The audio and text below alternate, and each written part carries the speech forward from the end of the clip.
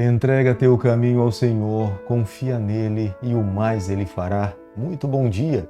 Com essas palavras nós começamos mais um dia. Queremos a cada dia submeter a nossa vontade à vontade do Senhor. Queremos a cada dia permitir que Ele se assente no trono do nosso coração.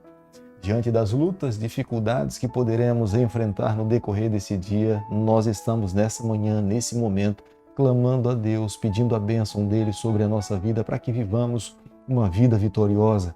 Deixo com você também nessa manhã um versículo da palavra do Senhor, do livro de Salmo, capítulo 119, versículo 63, onde a Bíblia diz o seguinte: Companheiro sou de todos os que te temem e dos que guardam os teus preceitos. Salmo 119, o versículo 63.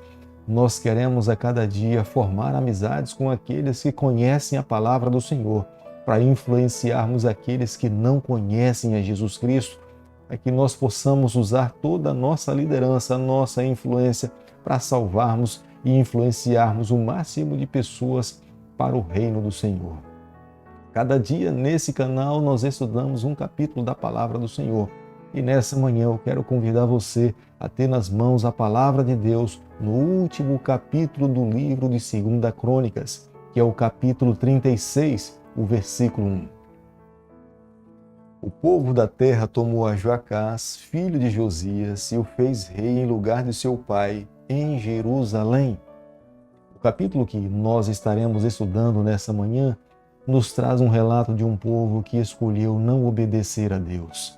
Embora nós saibamos que servimos um Deus da graça, um Deus da misericórdia, um Deus da segunda chance, mas é um Deus justo e é um Deus íntegro. Deus coloca diante de nós o direito de escolhermos. Se nós o amarmos, Ele estará disposto a nos abençoar e estar ao nosso lado em todos os momentos da vida. Mas se nós tomarmos a decisão de andarmos sozinhos, sem a companhia dele, nós teremos que arcar com as consequências de viver uma vida longe da bênção do Senhor.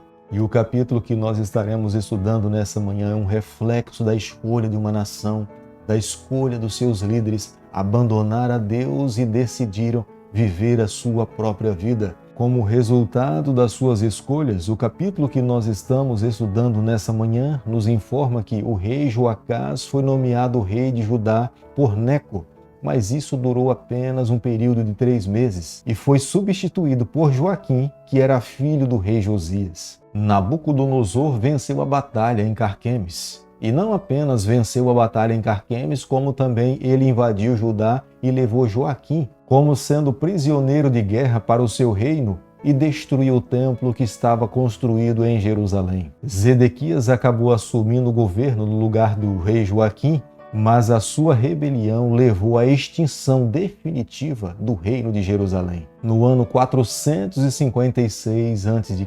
Tudo isso que nós iremos estudar agora pela manhã é resultado de não andar ao lado do Senhor, uma vida voltada para o pecado.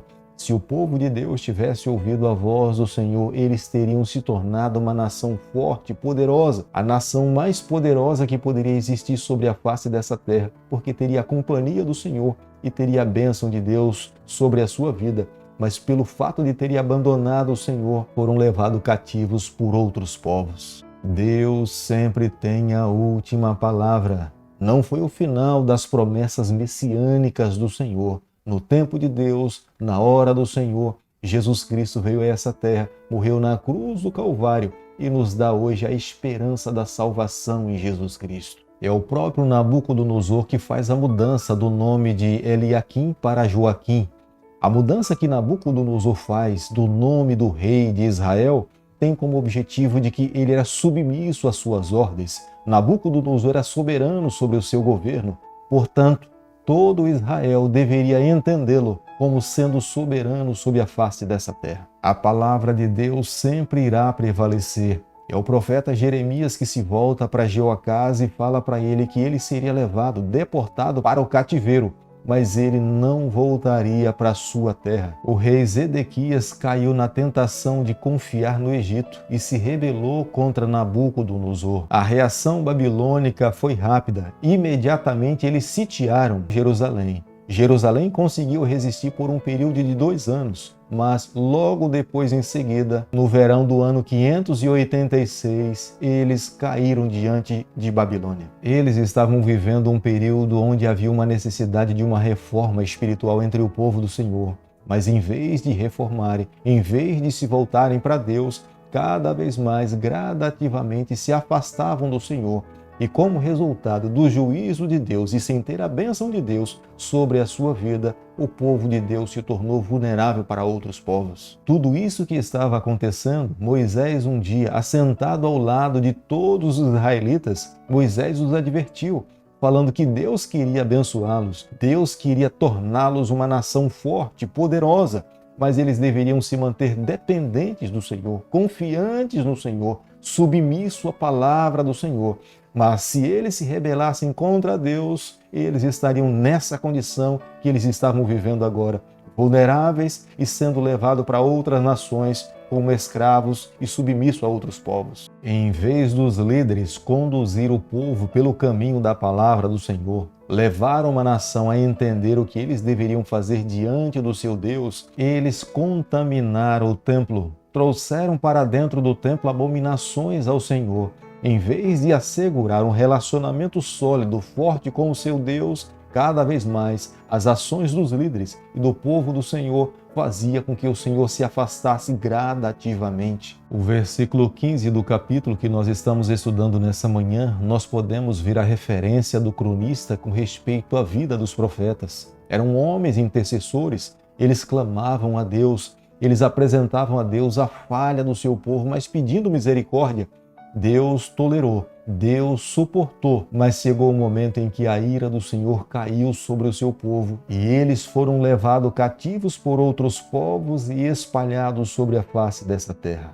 O autor do livro de Crônicas, ele compara o Senhor como sendo um médico, como nós podemos ver no versículo 16. Por diversas vezes o Deus de Israel e de Judá apresentava a solução para os seus problemas, para os seus pecados, mas obstinadamente, tanto Israel como Judá resolveram viver as suas próprias vidas. Mesmo estando doentes, eles não queriam remédio para curar as suas enfermidades. Chegou o limite da graça de Deus e Deus então permitiu que os seus juízes caíssem sobre o seu povo e eles, como uma nação, como o povo de Deus, foram escravizados. Cada nação que anteriormente atacava o povo do Senhor, tanto Judá como em Israel, era a mão de Deus permitindo para que o seu povo se arrependesse, eles reconhecessem os seus pecados. Deus estava dando oportunidade de arrependimento.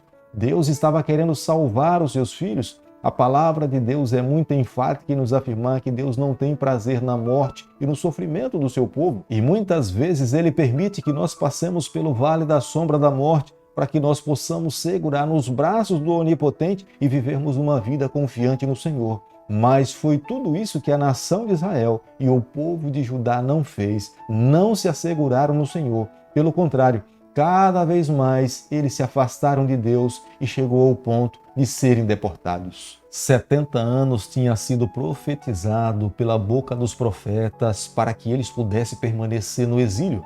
Depois de 70 anos, mais uma vez, Deus iria recomeçar com um remanescente. Aqueles que mais uma vez estivessem dispostos a seguir ao Senhor, aqueles que estivessem dispostos a amar a palavra de Deus, aqueles que estivessem dispostos a viver o que Deus determinaria para suas vidas, Deus estaria disposto mais uma vez a reatar a aliança com esse povo e fazer desse povo uma nação forte, para que as suas promessas da vinda do seu filho a essa terra se cumprisse pela linhagem do rei Davi. A palavra de Deus, ela sempre irá prevalecer. A vontade do Senhor é soberana sobre a face dessa terra. O que eu e você temos que fazer a cada dia é entendermos a vontade do Senhor e permitirmos que ela conduza a nossa vida. Não há nenhum ser humano que esteja sobre a face dessa terra que possa contradizer os planos e os propósitos do Senhor. Nós precisamos aceitar, nós precisamos conceber, nós precisamos amar a Deus e nos submeter a sua vontade. Querido amigo, nessa manhã, ao concluirmos o estudo do capítulo 36, é o último capítulo do livro de 2 Crônicas. Eu e você, nós precisamos parar para fazermos a seguinte reflexão. Adão e Eva, que foram criados num paraíso perfeito, Eles precisavam da orientação de Deus para viver uma vida fiel ao Senhor. Quanto mais eu e você que vivemos sob a face dessa terra contaminados, infectados pelo pecado. Nós carecemos a cada dia da orientação divina. Nós carecemos a cada dia fortalecer os nossos relacionamentos para com o nosso Deus. O nosso coração, os nossos sentidos precisam estar atentos a ouvir Deus falar conosco e vivermos uma vida submissa à sua vontade. Somente mediante a bênção de Deus é que nós alcançaremos a vitória. Deus é soberano sobre cada um de nós. Ele conhece o passado, Ele conhece o presente e Ele também conhece o futuro. Pelo fato de ser Deus, nós precisamos amá-lo, respeitá-lo e adorá-lo, como o povo remanescente de Deus sob a face dessa terra. Para que nós possamos alcançar a bênção do Senhor, nós precisamos a cada dia viver uma vida fiel ao Senhor. É por isso que nessa manhã eu convido você a abrir o seu coração, se colocar nas mãos do Senhor e permitir que Ele conduza a nossa vida. Querido Pai, nas Tuas mãos nessa manhã nós nos colocamos, confessamos as nossas falhas, nós abrimos o nosso coração, nós queremos ser do Senhor por toda a nossa vida. Fica conosco, é o nosso pedido, é a nossa oração e nós fazemos em nome de Jesus. Que o Senhor te abençoe e te guarde. Que Ele faça resplandecer o seu rosto sobre você. Que Ele tenha misericórdia de você. E sobre você nessa manhã Ele levante o seu rosto e conceda a sua paz em nome de Jesus. Amém.